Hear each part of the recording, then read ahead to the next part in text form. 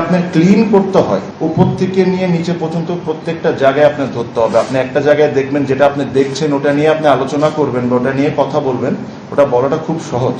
But যে জিনিসগুলো আপনারা দেখছেন না, যে জিনিসগুলো আজকে আমি আপনাদেরকে বলছি, এই জায়গাটাও ক্লিন করা খুব ইম্পর্টেন্ট। বিকজ ক্রিকেট বিসিবি সব দিক থেকে এই জায়গা থেকে ক্ষতিগ্রস্ত হচ্ছে।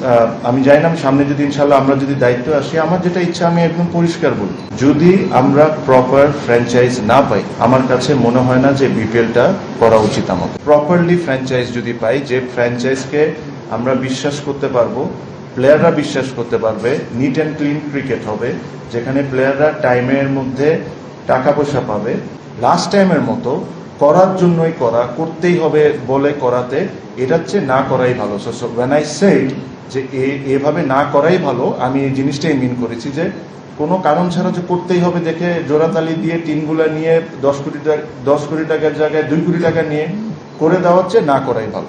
আমি এখনো বিশ্বাস করি আমাদের এখানে অনেক বড় বড় কর্পোরেট আছে যাদেরকে আমাদের কনভিন্স করতে হবে যে এখানে আসার জন্য।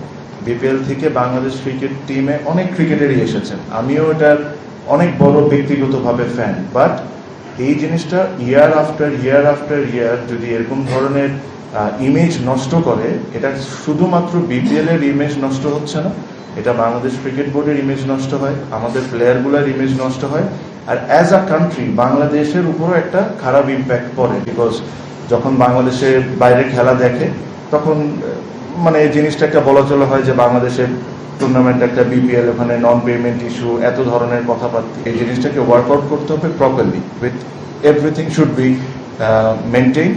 আর যদি এসব আমরা না করতে পারি, অ্যাটলিস্ট আমি থাকতে আমি জোড়া তালি দিয়ে আমি এই ধরনের টুর্নামেন্ট করবো না।